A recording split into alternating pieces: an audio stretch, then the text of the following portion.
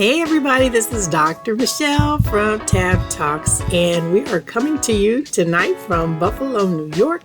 We are at the Great Lakes Christian Film Festival, where we have been officially selected as a nominee for the category of Best Christian Documentary. That's right, Best Christian Documentary. And what better way to receive such an honor to see if we're going to win anything is here in New York. So there are a lot of fun-filled activities this week. There's going to be a gospel concert, various workshops for film directors, producers, people that want to actually act in Christian films.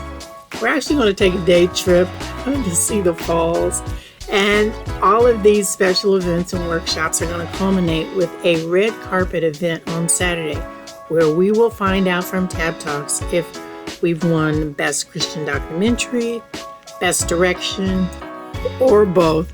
So everybody just kind of sit back. We're going to do an encore performance of Damaged, Hurt by the Church, and everybody just keep us in your prayers and your thoughts as we try to bring home the gold to Dayton, Ohio.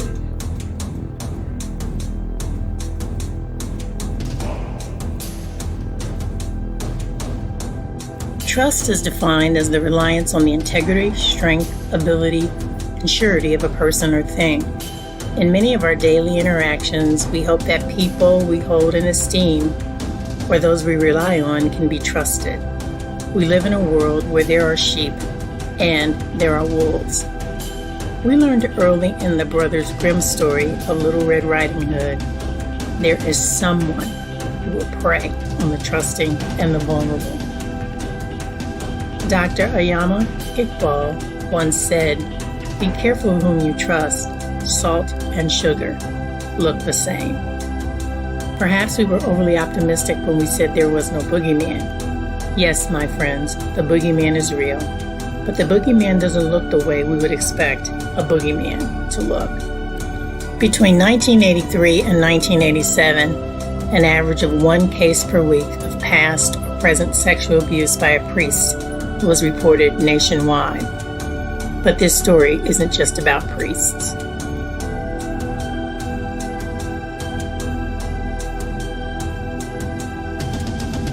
Judas Iscariot was one of the original disciples who had followed Jesus for 3 years. For just 30 pieces of silver, he led soldiers to the Garden of Gethsemane, where he would call Jesus Rabbi as a way to identify who Jesus was so that the soldiers could arrest him and deliver Jesus to the Sanhedrin. Let's just put this in perspective. In today's dollars, the silver in those 30 coins would be the equivalent of $197.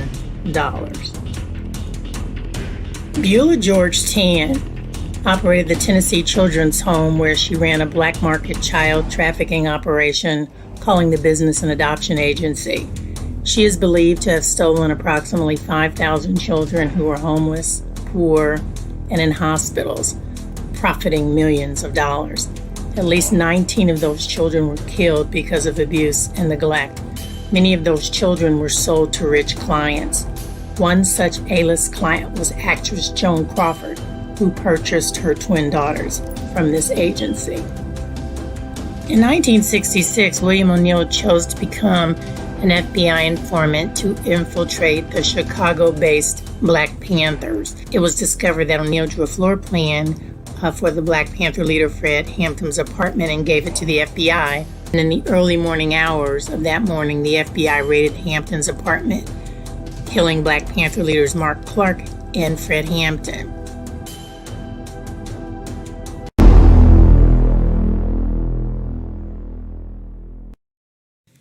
It was noted that O'Neill was paid $300 a week, plus bonus.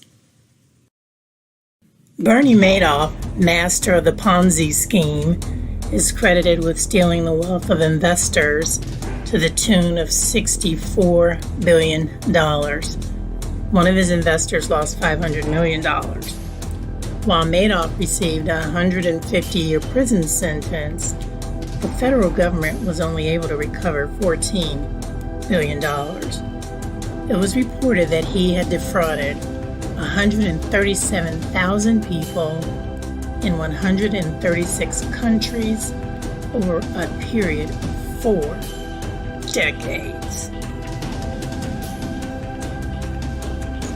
As a society, there are certain positions that are classified as positions of trust. This requirement is customarily assigned to roles where the incumbents interact with children and at-risk adults.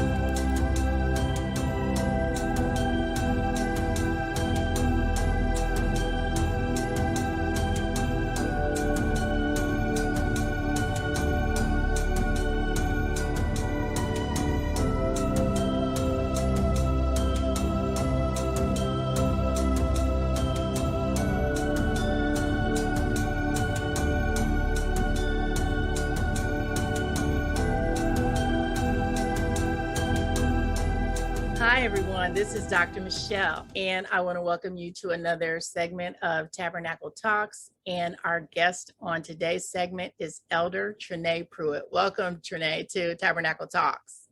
Thank you. Thank you, Dr. Michelle. Well, the first thing I think before we just jump into, our topic, because today we are talking about, in case the audience isn't aware, we're talking about people that have been hurt and hurt by the church. And I think damaged actually is the term that you use. So that takes it up to me a higher grade than just being hurt. People that have actually been damaged by their relationship with the church. But before we get into that, can you talk to us about the ministry? Obviously, I called you Elder Pruitt. What led you into the ministry, and just tell us a little bit about yourself so the audience can know the incredible human being that I know you to be. Well, okay, I'm going to start here. Ministry has always been in my blood. It is just part of who I am. And as you know, Dr. Michelle, you've known me all my life. All your life. All your life, yes. Literally all my life. All your life. And Tabernacle is where I started. I always felt, even as a little girl, that God was going to do something with me. I just didn't know what. Found myself going, different places as I developed over the years. And I think the biggest point of where I knew for a fact that I was going to be in evangelism in some kind of shape, form, or fashion. I always knew that. And when I was in college, I can remember when I was in college, one of my college roommates, who became one of my bestest friends, and it was crazy because she didn't believe in God. So you can imagine, here I am, a devout Christian, raised in a Christian home, going to college, and my roommate is the one who's saying, I don't believe in God, I have nothing to do with him. And I'm like, okay, this is really a test. I was like, I can't stay in this room. That's how I felt. I was like, I can't stay in this room. I cannot stay in this room. I'm not doing this. But Lord, I know you got to get me out of here. And then it was like, nope. Because I talked to my mom, I talked to my sisters, and I even talked to Pastor Thompson at the time. And it was like, got some guidance on what to do. And I said, okay, but I still don't like this, And then I had a friend who, another friend of mine, who's one of my best friends in college, who also was, raised the same way that I was. And God has sent us where we were able to minister to her together. And like I said, it was a long haul for us to become best friends, trust me. And as time had progressed and years had passed, graduated from school, everything like that, I get a call one day. And I had been praying for her for years and everything. Got a call one day and she says, I got something to tell you. I said, hold the line, and I began to shout because I knew what it was. And then she told me that she had received Christ as a personal savior. I was like, thank you, Lord. That was over a course of several years. So she saw by your example, and maybe the best thing you could have done was to let her see your example. And had Exactly. you left, maybe had you left and not been her roommate, she may not have seen the differences and how your life was different and how you But had joy when maybe she didn't see that or feel that. Wow. but you know what though? This is what made me say, God, I'm yielding to my call. My friend died 26 years ago. I couldn't do nothing but shout because I said, thank God that she's safe. Wow. What a testimony. So here I am, licensed ordained minister, on the battlefield for my Lord, like the old song says. Well, Trinae, you have been on the battlefield, and there is this amazing book that you've written. You are the author of the book called Damaged Goods, Hurt by the Church. Mm-hmm. And I'm intrigued that a licensed minister would tackle such a topic like this. What motivated you to write this book? Well, this is what happens because my life, like I said, is basically always about pleasing God. And I want to see people be saved. I really want to see them really want to see them saved. And it was just hurting on my heart that you have people within the church who was hurting other people. And they did not seem to care. And as I look around and you see people jockeying for position, so to speak, you see some people don't like to hear it said this way, but church politics. People don't like to see it or hear it, but you have a lot of that going on. And when that is happening, you got a lot of people that we have left behind that want to be a part, that want to be in the fellowship, that want to, do something great and marvelous for the Lord as well. It might not be anything like preaching or singing or dancing, or even being an usher, but something marvelous like, hey, I got a poem that I want to share with you about how much I love the Lord. And and over here, I just want to take the children out and teach them another little way to play a nice game, something. But you have so many people that I've seen, and I'm saying this is from me being affiliated with different churches, different types of groups that were of religious founding, and so many people hurting. And then I also look at it from the workplace. I like to say that a lot of things that I do in my ministry is what we call marketplace ministry. Marketplace ministry is the ministry where you are out in the field. You're out in the marketplace and you talk to everybody, you welcome everybody, and you just be who you are, and you let the light of God that's in you shine. And being in those different areas, seeing the people in the marketplace, and they just walk up to me sometimes. Hey, you know what? I mean, I could be on a park bench, literally, I kid you not. And someone would come and sit next to me. How you doing? Oh, I'm fine. And then they got to tell me all their life story and everything that's going on. And I say, okay. And then God opens the door to minister to them, So when I'm looking at it, I look at it from the workplace, from home, from the social organizations, to everywhere that you can touch a light. That's why it was important. Now, how did your colleagues receive your book? Because you're clergy. So believe it or not, most of the clergy that I know, most of them, not all of them, most of them were like, hey, okay, that's cool.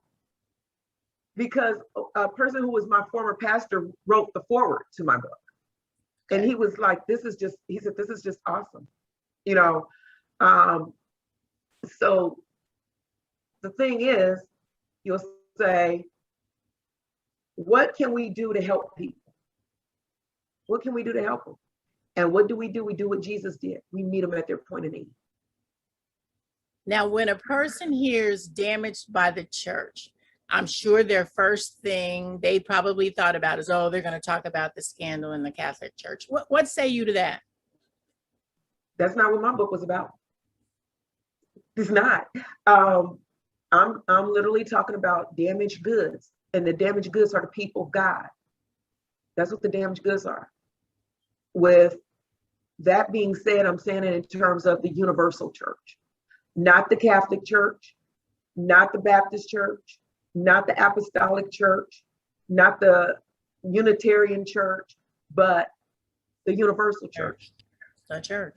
The church, because what I address is I do put in there as I'm starting out to let people understand what the church is. The church is an organism, which is organized by God. And we are the church, which is the ecclesia, which is the called out. The ones who was like Moses. Moses was drawn out, that's what he means. So we are the ecclesia, those of us who have received Christ, those of us who are believers. And so with us being the church, unfortunately, the church hurts the church. And once we begin to hurt the church, whose side are you leaning on? That's where we go. Whose side are you leaning on? And then sometimes we hurt and we don't know we hurt. Well, you have a book that you've written, and do you mind sharing whatever you feel comfortable sharing with the audience, whether it be an excerpt, a story, so that the audience can get a sense and then go out and actually get a copy, but whatever you want to share. All right. This one was one of the interviews I did, and I did rename the people because if there's somebody out there that knows them, I do not want anybody judging anyone or calling their church hurt petty, because what hurts one person might not hurt another, and vice versa. Okay. So this was a young lady named Crystal, and this is how it goes. It says Crystal is a person who loves God, married. She has 2 sons. Crystal went to her pastor for counseling on an issue she had concerning her husband's refusal to attend church. Crystal said that during the counseling session, the pastor gave her advice and asked if she could possibly persuade her husband to come into the office for counseling sessions. Her husband did not believe counseling sessions were necessary because he had no interest in attending church. After several counseling sessions, the pastor made a pass at Crystal and touched her inappropriately. Crystal was devastated that her pastor would violate her. This was a person she trusted to help her, not hurt her. Crystal says she was raped in her early 20s, and the actions of her pastor resonated memories that she tried to forget. She could not understand why her pastor would try to take advantage of her. Crystal said that she did not tell her husband what happened.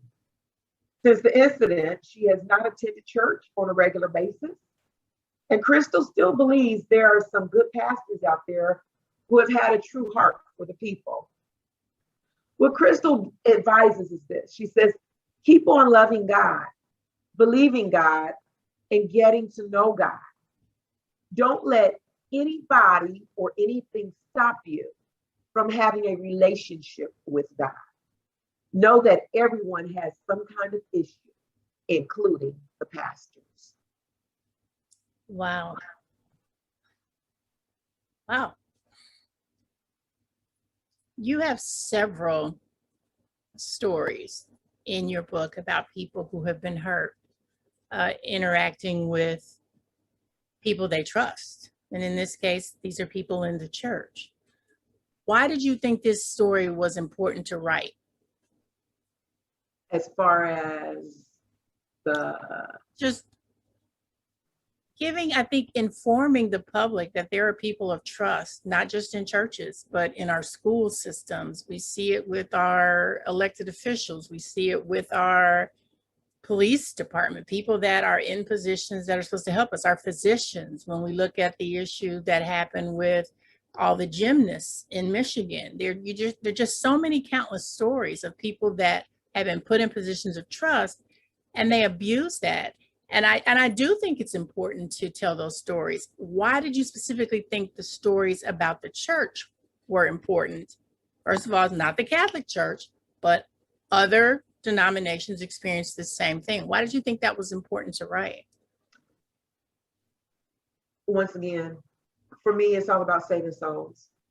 And it's about letting people know that although these things happen, life experiences is what makes us and what molds us. Church hurt is going to come from everywhere, no matter what. And again, it's about the universal church. There's no specific denomination. There's no other way to say this except for it's important for people to know that there's somebody out there that can relate to them. You're not the only one that this happened to. Just like what I just read with Crystal. Crystal's married. How many married folks do we have out here that want their husbands or want their wives to go to church? And they refuse to go to church, and they have their reasons for refusing to go. Sometimes it's because of the way that their spouse acts in front of them. Sometimes it's because of interactions they've had with other, what they call church folk. Okay. She has 2 sons. In the book, I even talk about who is your first force of social life? Your family, your immediate family. There goes the trust issue again. You know. Wow. And it really probably just reinforced for her, if her spouse had been saying there's no reason for me to go there, the people aren't real, and then she has an experience like that, she could have gone the other way. So I think I had to applaud Crystal that she didn't go the other way, to say, maybe it's right and I could sit at home, but her love for God was greater than that incident. And and the one thing that I loved about when I interviewed a whole lot of people, but I'll say what I loved about Crystal was when she said, don't let anybody or anything stop you from having a relationship with God. It's about your relationship. Because like you said, she could have walked away from God. You know, how many people get upset and mad at God, raise their hands and, throw their fists up at God and say things that I wouldn't dare to say to God, but how many people do that? And how many people walk away and say there is no God because of the hurt and the damage that's happened to them in the church or by the church? I'm not always talking about just in the 4 walls. I'm talking about we as, like I said, the called out ones doing some serious damage. We're supposed to be doing some helping, Now, when I was doing research for this segment, one of the things that I recognized in that research is that a lot of the small to mid-sized churches, even though we hear about all these stories about there being predators in positions of trust and people being abused, they still don't have workplace controls in place that even do the most basic background checks on individuals working with children or working with other vulnerable citizens. Why do you think the small and mid-sized churches have not recognized or accepted that there are vulnerable populations that we're supposed to protect? I'm going to go to it from this angle. When you have a small church, mid-sized church, the visionary, they're not thinking that. Their main focus, and be it that they're authentic, okay, I'm going to go there. Be it that they're authentic. Their main focus is, we want some saved folks up in here. We want to save, in other words, we want to save the world. We know that the harvest is plentiful, but the laborers are few. So if we can get a harvest and reap a harvest of souls, that's what's going to count to us. If we reap this harvest of souls, they're not necessarily always looking to say, well, we need to do background background check because, although sister or brother so-and-so has their own children and it looks like their children are doing great and they're good for the children's ministry, they don't know. Brother and sister so-and-so actually might be abusing their children. But they don't know. All they know is they see this family that comes and they don't necessarily pick up on it because the visionary is sometimes so involved in saying, I gotta get this church moving. I gotta get this church running. It's like I said earlier, the church is an organism organized by God. So there has to be some organization. And just like any other organizational structure, okay, you have to abide by the laws, okay? Just because you are a religious institution does not mean that you don't abide by the laws of the land. The word of God tells us we still have to do that. We still have to abide by the laws of the land. Which is an excellent segue to, in your anthology, you spoke with a variety of people. You actually interviewed them. How many of the perpetrators actually were brought into some formal legal system, or was it held in confidence within the church because there's this separation of church and state that people literally believe there shouldn't be a legal consequence when there is illegal behavior that happens inside of the church? Every single person that I talked to that had an encounter such as that would have been there, like Crystal, they were afraid. Some people were afraid. And then there were some people there, they just said, you know what? Because I know God will take care of it, I'm not going to worry about it. I'll just stay away from that, from that person, from that church, and they go away. Now, watch this. Now, I did not interview, again, none of the people who I interviewed had that happen. Now, in doing research where I have read different stories, different things that has come out, there has been people who have taken pastors, taken deacons, taken fellow parishioners to court, okay? And usually, and I have to be careful when I say this, usually from what I've seen, those individuals who did take people to court, their social status was different than those who did not take people to court.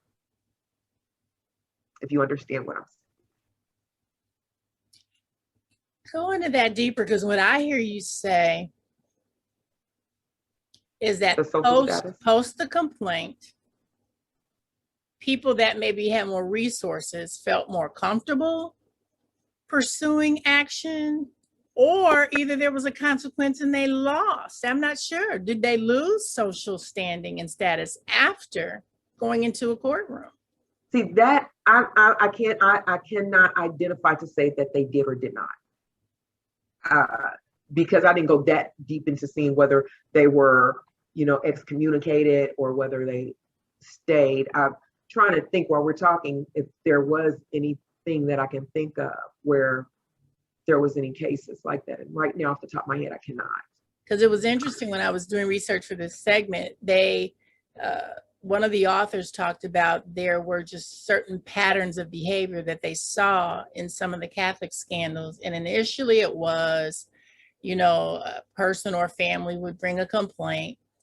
The archdiocese or something would look into the complaint.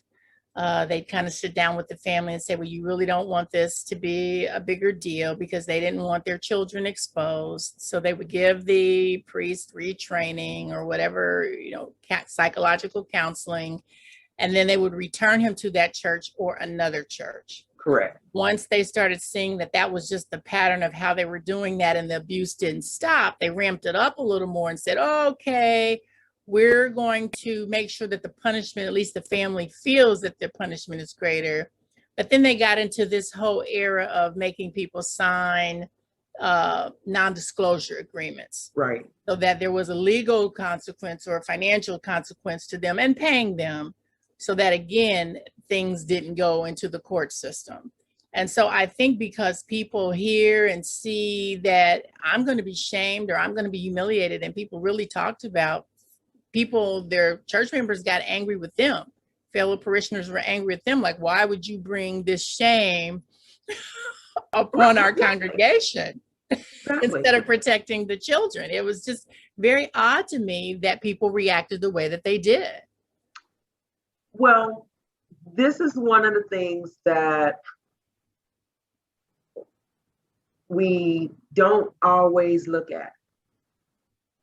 When it's not happening to you, then I'm going to be mad because I know that couldn't have happened to you because it didn't happen to me. And then when it's your turn, you see where I'm going? Then when it's your turn, it's a whole different ballgame.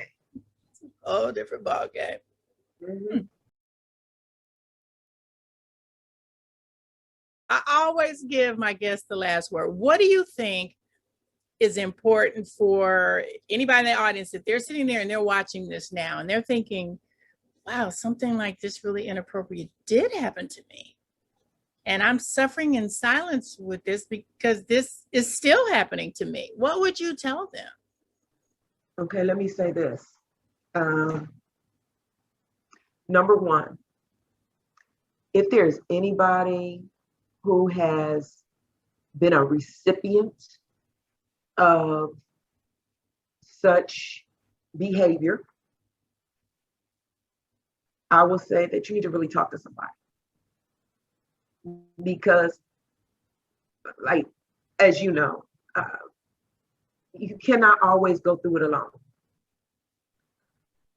A lot of times people, and I'm just going to go here, in the African American community especially, or the brown community, sometimes we don't want to go see a therapist.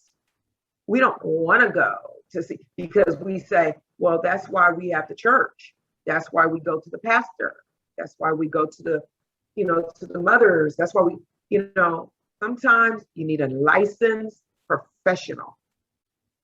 And you can get a Christian licensed professional to help you. And that's what I would definitely recommend if anybody is going through something like that. Because why would you sit amongst the people hurting? Or why would you remove yourself and still hurt even more? I just wonder sometimes to myself, how many people have taken their lives, their own lives, just based on how they were treated by somebody else. I mean, we see it all the time with the children, with the bullying, and that's just cyberbullying. That's not even bullying in person. So we have to understand the mental anguish part of it, and that if you feel that you have been wronged in any way by any church leader, please seek help. Seek professional help. That's why they're paid, to keep it confidential. Right, Dr. Michelle? That's right. You absolutely know. Right. Trenae, Elder Pruitt, it is amazing to just see you after all these years. And I mean, we have known each other all our lives. That you have written an amazing book. And I will tell everybody in the audience, I'm going to make sure we show it here so everybody can see it. Damaged Goods, Hurt by the Church by Elder Trenae Pruitt. Go out and get this book, read it. It will be very eye-opening. And I think it's just a testimony that you are in the right space out there, spreading just God's message of hope and redemption and healing. And I think that's just an important message for people to know, that you can heal, and there's no shame in needing help to do that. I got one more thing to say about the book really quickly. Okay.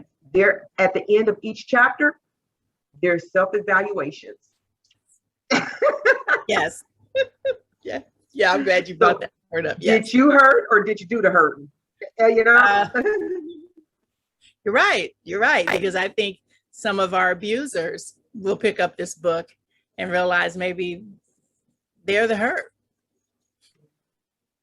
Thank you, Elder Pruitt. Thank you. It has been wonderful spending time with you, even though I couldn't. I know. Virtual hug. It's a COVID hug.